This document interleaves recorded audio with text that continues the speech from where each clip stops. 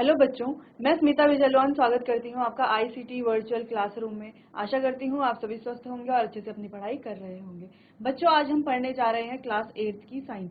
Class 8 science में हमारा chapter start कर रहे हैं, वो है कंबशन एंड फ्लेम, यानी कि दहन और ज्वाला।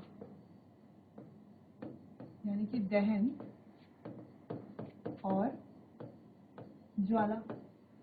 अब दहन से और ज्वाला से आप क्या समझते हैं?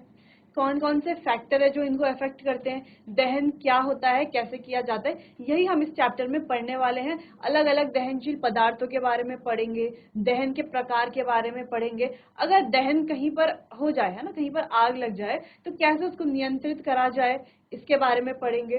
फिर कौन कौन से फैक्टर जो हैं वो दहन के लिए क्या होते हैं, इंपॉर्टेंट होते हैं, नेसेसरी होते हैं, उन फैक्टर्स की बात करेंगे।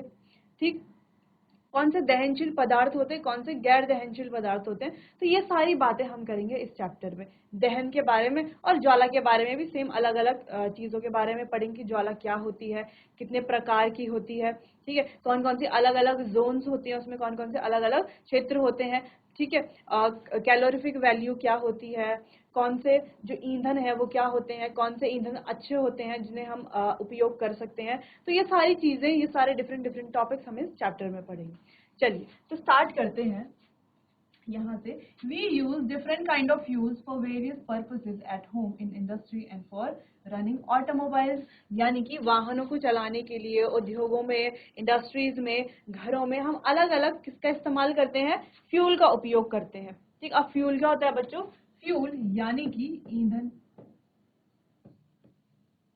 फ्यूल यानी कि ईंधन। तो अलग अलग ईंधन का उपयोग किया जाता है अलग अलग चीजों के लिए। जैसे इंडस्ट्रीज के लिए अलग ईंधन का उपयोग किया जाता है, ऑटोमोबाइल्स को रन करने के लिए अलग ईंधन का उपयोग किया जाता है।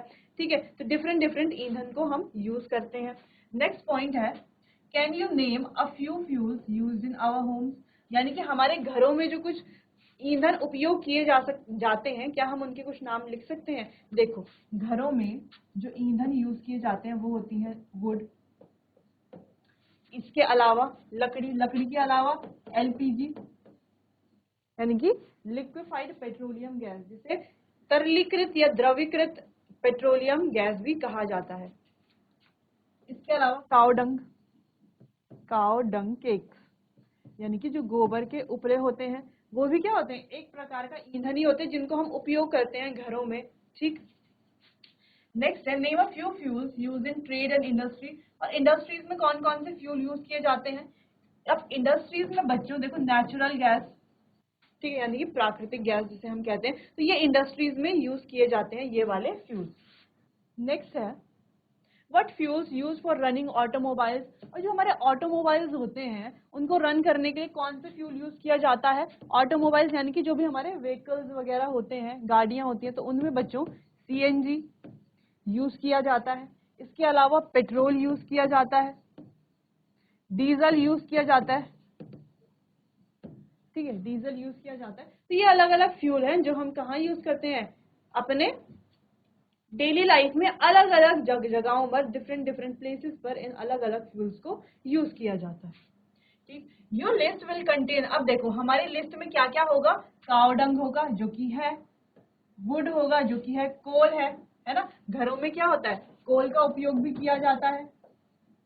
ठीक है, रेस्टोरेंट में आप देखते हो कोल का उपयोग किया जाता है, कोयले का उपयोग किया जाता है। Charcoal, petrol, diesel, compressed natural gas जिसे हम सीएनजी कहते हैं। तो ये हमारी लिस्ट में अलग अलग फ्यूल्स होंगे जो कि हैं, हमने देखा अभी यहाँ पर। आगे बढ़ते हैं, you are familiar with the burning of candle. अब हम कैंडल की बर्निंग से तो फेमिलियर हैं ही, जानते हैं कि कैंडल की बर्निंग क्या होती है, कुछ इस तरीके से। ठीक है, कैंडल की बर्निंग हमें पता है, कैंडल कैसे जलती है। Maybe you are able to guess right, candle burn with a flame whereas coal does not.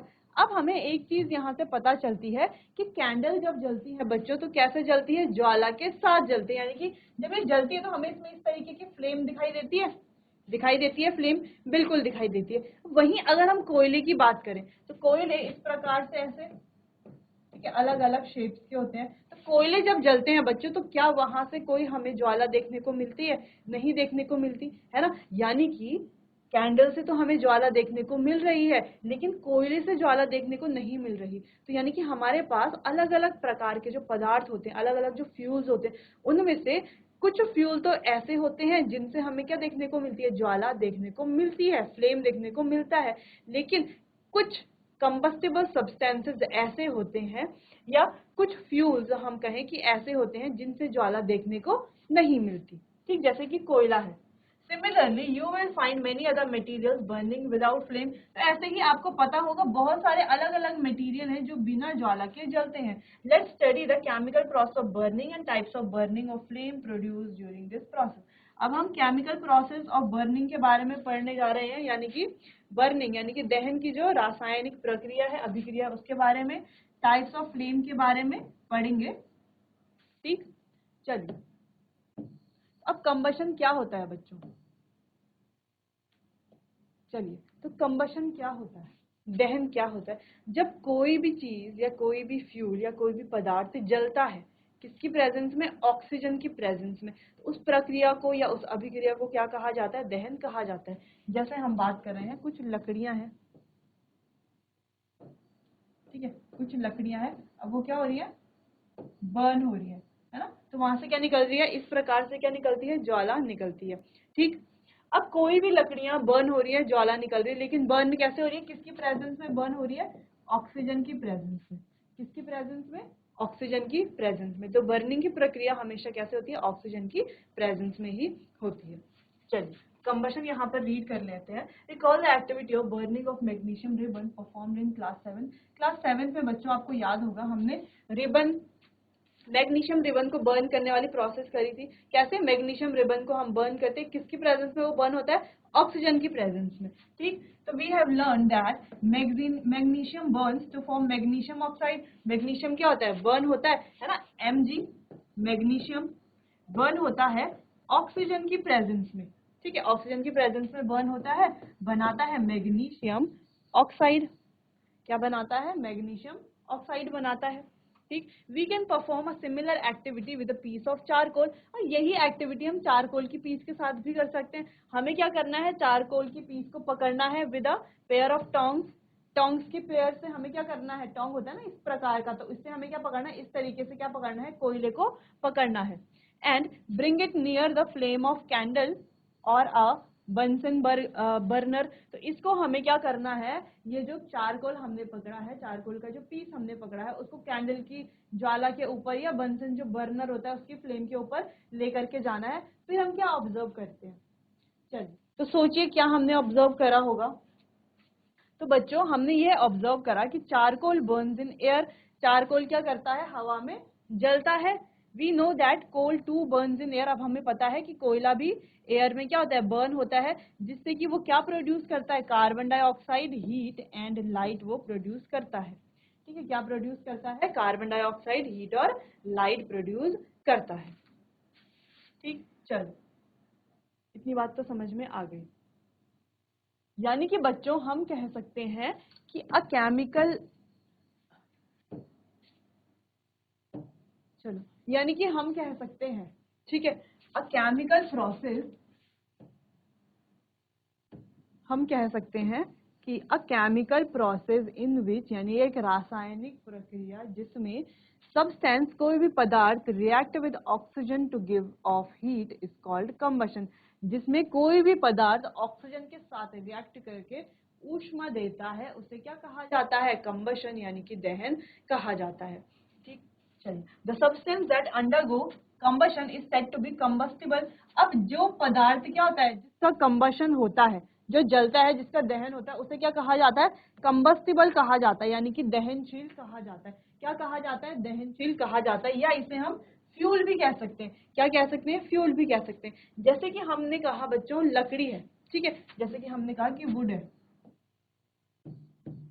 ठीक, तो वुड को भी क्या करते हैं, जब हम एयर की प्रेजेंस में इसको जलाएंगे तो ये जलेगा, है ना, कंबशन करेगा।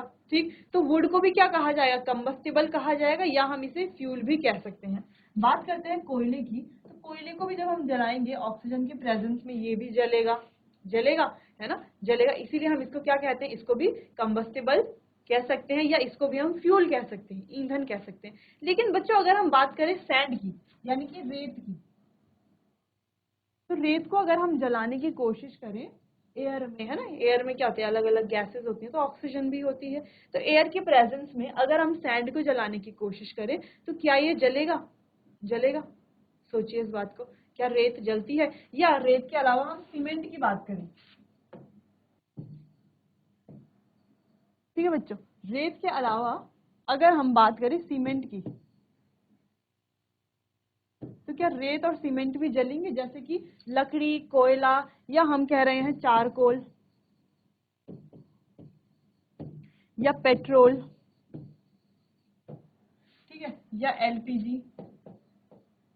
तो जैसे ये जल रहे हैं तो इन्हें कंबस्टिबल कहा जा रहा है, या इन्हें जो है ईंधन भी कहा जा रहा है, फ्यूल कहा जा रहा है। लेकिन हम कह रहे हैं कि क्या रेत और सीमेंट भी जलती हैं?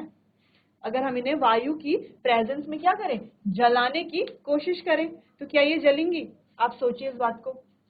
देखो, अब ये जो सैंड है और सीमेंट है ये नहीं जलती, ठीक है, एयर की कितनी भी प्रेजेंस में ये नहीं जलती, इसीलिए इन्हें क्या कहा जाता है,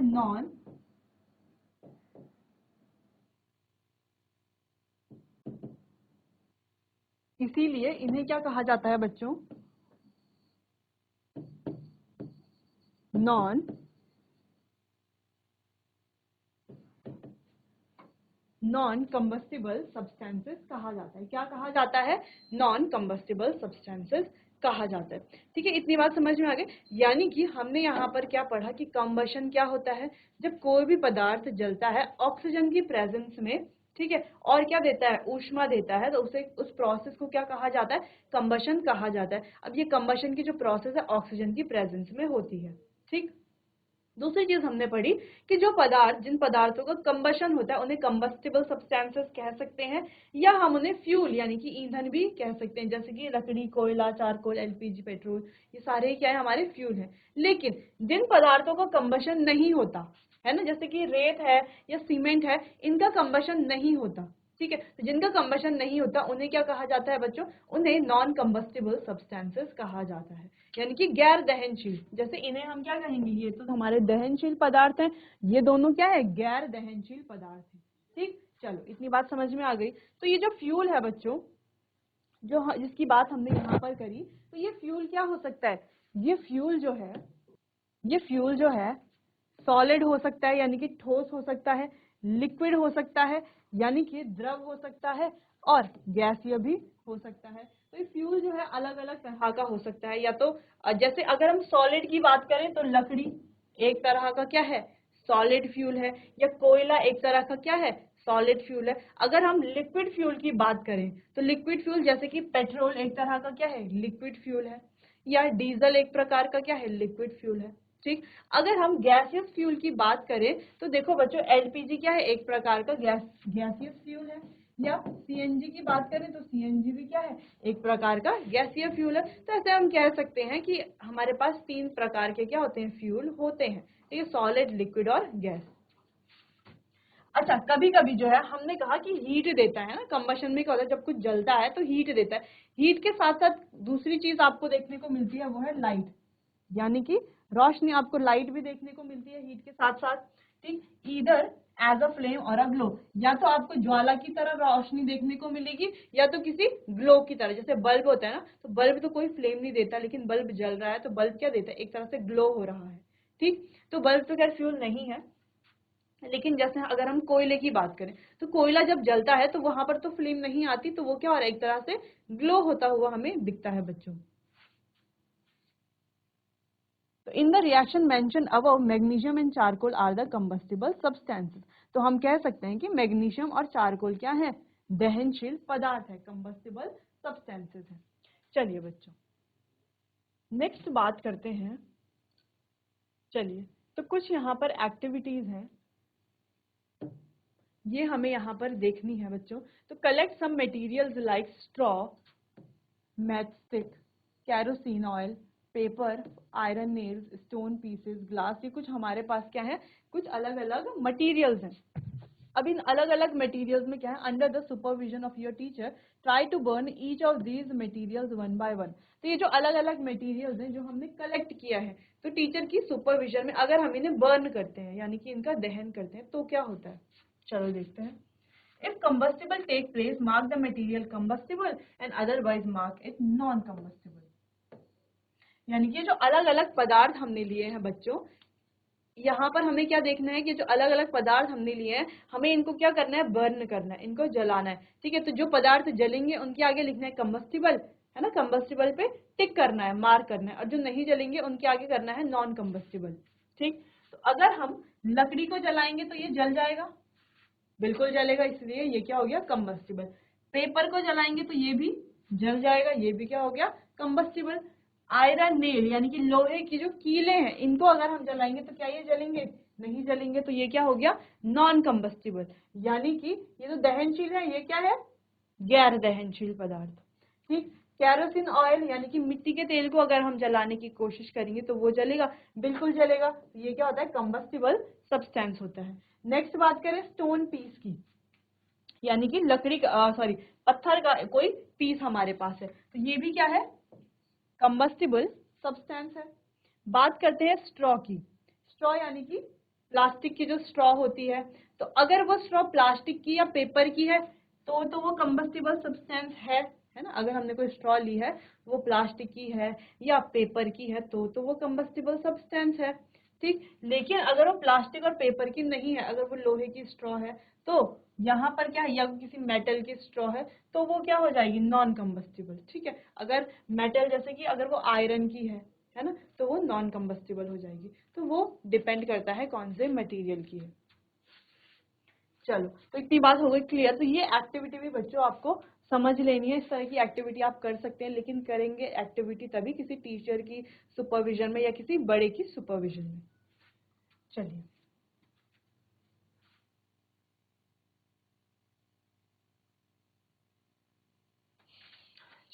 अगला है experiment to show that air is essential for burning. अब जैसे कि हम जानते हैं एयर तो बर्निंग के लिए एसेंशियल ही है।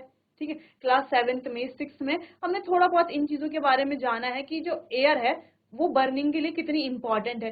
क्यों है इंपॉर्टेंट, क्योंकि एयर में होता है ऑक्सीजन और ऑक्सीजन सपोर्ट करती है बर्निंग में। अगर ऑक्सीजन ही नहीं होगी तो बर्निंग की प्रोसेस आगे नहीं बढ़ेगी। इतनी बात क्लियर है। चलिए, तो हमने एक इस तरीके का सेटअप लगाएंगे। ठीक है, इस तरीके का क्या करेंगे, एक सेटअप लगाएंगे और हम देखेंगे what happens to the flame. Flame के साथ अब क्या होता है। Now remove the blocks and let the chimney rest on the table. अब हमें ब्लॉक रिमूव करके, जैसे पहले यहाँ पर ब्लॉक रखे हुए हैं तो क्या हो रहा है, यहाँ से देखो एयर जा रही है अंदर, जा रही है, तो इसीलिए कैंडल जो है कंटिन्यू बर्न हो रही है। लेकिन जैसे ही हमने यहाँ से ये जो लकड़ी के जो ब्लॉक्स थे इनको हटा दिया तो कैंडल देखो बुझ गई, क्योंकि अब वहां से एयर के अंदर जाने का कोई पैसेज है नहीं, एयर अंदर जा नहीं पाएगी, जिस वजह से फ्लेम जो है वो क्या हो जाएगी, बुझ जाएगी। ठीक, और नेक्स्ट इमेज में हमें दिख रहा है कि ऊपर से हमने उसको और एक कार्डबोर्ड से क्या कर दिया है, फिर से दबा दिया है। ठीक है, तो अब तो बिल्कुल ही वहां पर क्या होगी, बर्निंग की प्रोसेस नहीं होगी। तो आप बता सकते हैं इसमें और कुछ क्या हो रहा है और एयर ने क्या रोल प्ले किया है बर्निंग के लिए। तो ये है बच्चों आपका होमवर्क। आपको इसको या आप घर पे इसे परफॉर्म कर सकते हैं या आपको यहाँ पर ऑब्जर्व करना है कि यहाँ पर हुआ क्या और कौन सा रोल जो है वो एयर यहाँ पर प्ले करती है। ठीक, चलिए बच्चों, तो आज के लिए बस इतना ही। मिलते हैं अपने आने वाले अगले सेशन में, तब तक के लिए आपका बहुत बहुत धन्यवाद।